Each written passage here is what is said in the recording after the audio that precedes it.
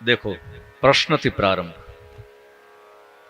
જેટલા જેટલા ગ્રંથો છે ને, એ કોઈ પણ ગ્રંથ તમે ઉઠાવો ને, એનો પ્રારંભ પ્રશ્નથી થયો છે.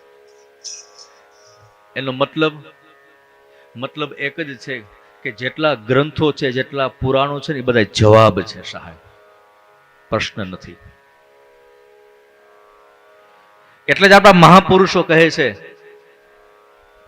કે પુરાણોનું પઠન કરવું, ગ્રંથો વાંચવા, કારણ કે જવાબ છે.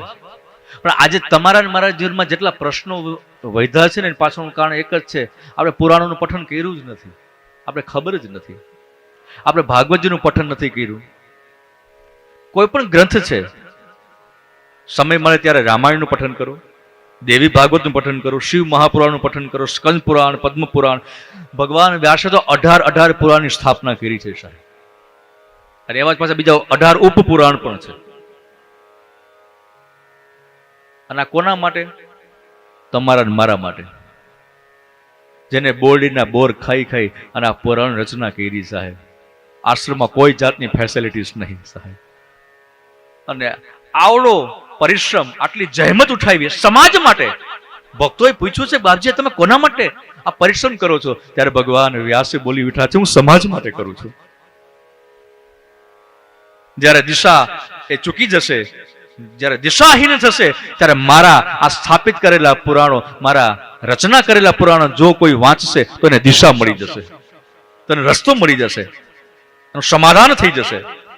આ હેતુથી ભગવાન વ્યાસે એક નહીં, બે નહીં, 18 પુરાણની સ્થાપના કરી. તમારા જ મારા માટે કરુણા છે.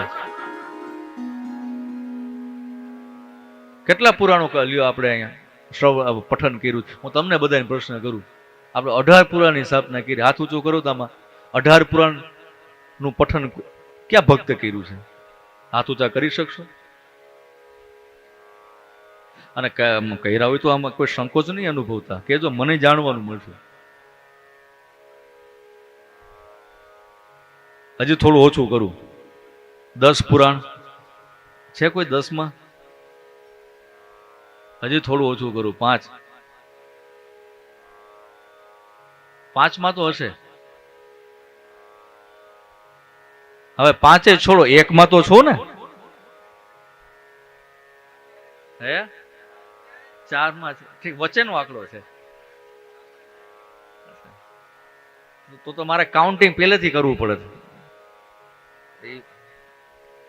કહેવાનો મારો ભાવાર્થ સાહેબ, આ બધું તમારા મારા માટે છે, પણ સત્યતા એ છે કે તમારી મારી પાસે સમય નથી.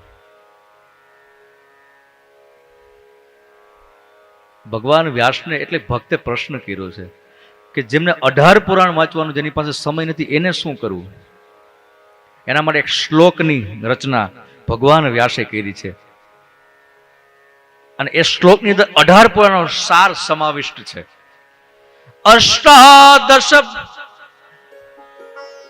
પુરાણેષુ વ્યાસસ્ય વચનદ્વયમ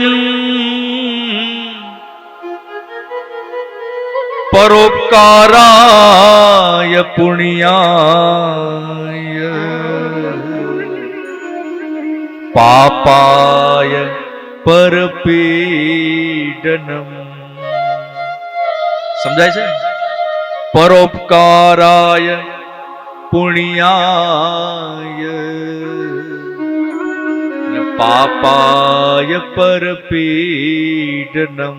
જેની પાસે આ શાસ્ત્ર, પુરાણ, ઉપનિષદ, દર્શન, સ્મૃતિ, આ કાંઈ પણ વાંચવાનો સમય નથી, એની મજબૂરી છે, ઈચ્છા છે, ભાવના છે, શ્રદ્ધા છે, પણ એવી કે ભૂમિકા જ એવી છે કે એ વ્યસ્તતાના કારણે એ પઠન કરી શકે એમ નથી, શ્રવણ કરી શકે એમ નથી. એના માટે શું કરે? એના માટે ભગવાન વ્યાસે રસ્તો આપ્યો છે સાહેબ.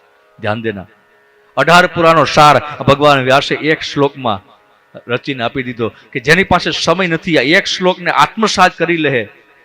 ભગવાન વ્યાસે જવાબદારી લીધી છે. 18 પુરાણ એ વાંચવાનું, એનું પુણ્ય પણ એને મળી જાય સાહેબ, પણ આત્મસાત કરવો પડે.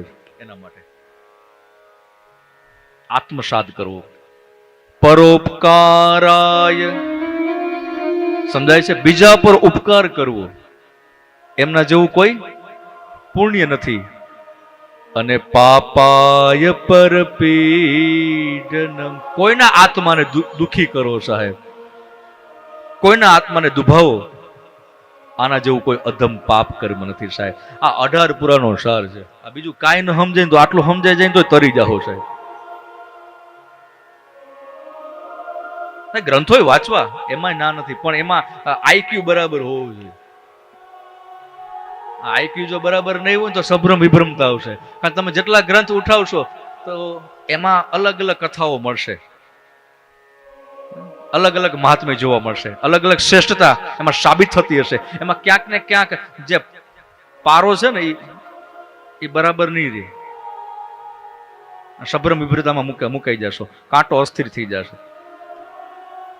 અને જો સમય હોય તો એ કરજો, એમાં કોઈ ના નથી, એ કરવા જેવું છે, આપણા માટે જ છે બધું. પણ કહેવાનો મારો ભાવાર્થ, ભગવાન વ્યાસ નારાયણ આ તમારા મારા માટે મહેનત કરી છે સાહેબ.